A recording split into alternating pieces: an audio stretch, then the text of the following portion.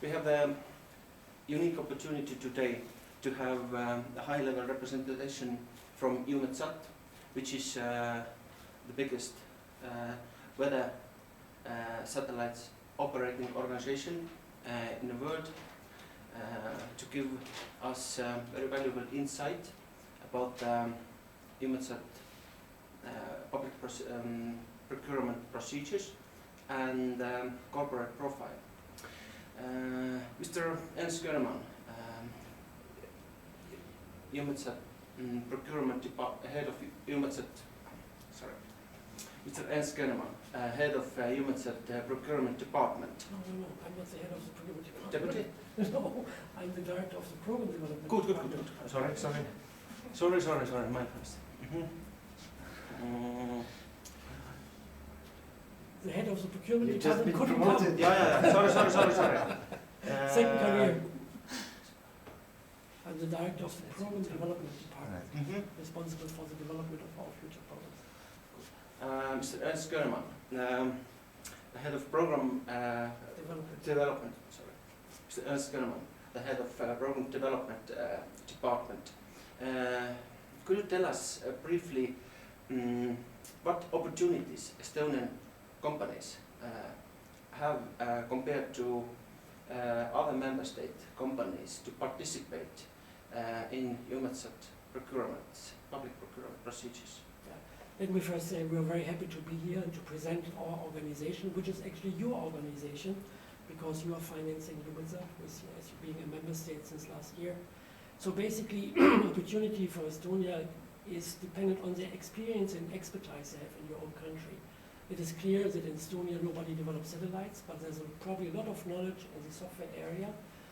As you probably know, all our products are software driven, especially in the application area, where we have to derive out of the satellite observation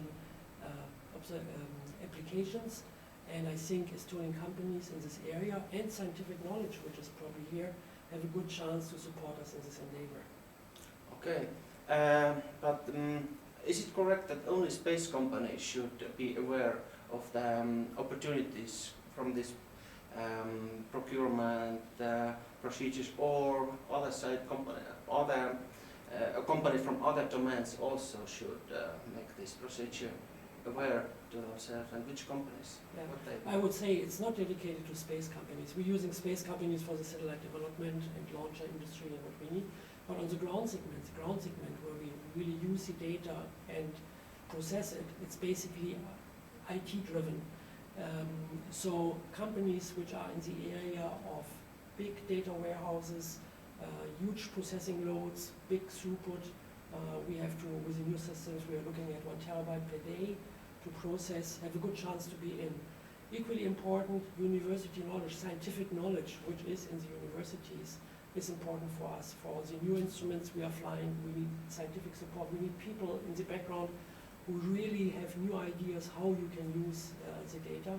And therefore I would say there's two sides. We have scientific needs, and we have a need especially in the computing area, where a lot of chances. So the space companies, so coming back to your question, it's not dedicated to space companies. It's a lot of computing power, knowledge of systems, real-time systems. We have very strong real-time applications, and that area is not part of space industry. And here I think Estonian companies have a good chance to apply for these areas. Let's suppose that Estonian company discovers something, a certain service or product that they think could be of interest for EUMETSAT. What should they start with, just briefly, in order to get this process through, and for how long is procurement process usually is?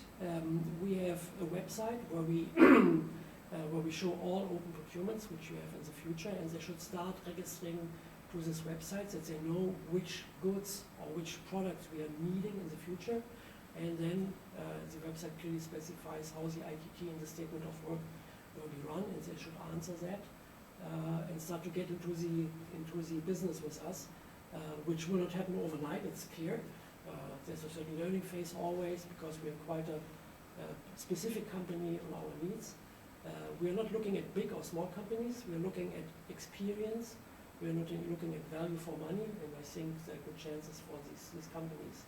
In addition, to give a recommendation for the beginning, there are companies who already do business with us, and we see very often a very built-up consortium where there's a lead consortium and there are subcontractors with special areas of expertise which the lead company doesn't have, and there are good chances to join bigger offers together with other companies together to win a contract out of EUMETSAT. That's one recommendation I could give.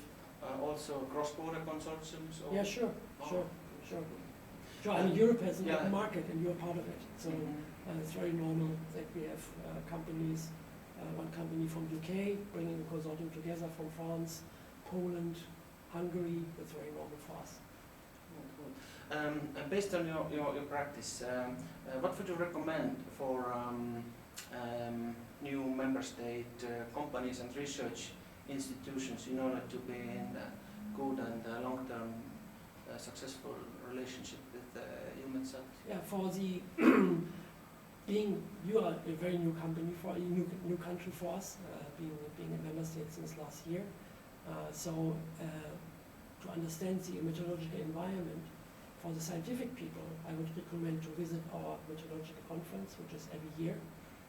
It always runs around the different countries. This year it is in Geneva in September timeframe. There they meet all the other scientific people looking at the product, so they get a good idea where we are going. There are these typical scientific poster sessions. All the programs are prepared, are presented, so that is one way where your scientific people should look at to understand what we need. For the other companies, as I said, I would recommend to join probably companies who already have business with us and to have this very quick learning phase to get into it. And anyway, in parallel, if there are any very specialized knowledge in your country, they should just apply for the ITTs and do their best. You find all the instructions on our webpage. We are open for questions. We have discussed that today. If there are any additional questions to understand our rules. And we look at best value for money. That's all in what it is. Cool.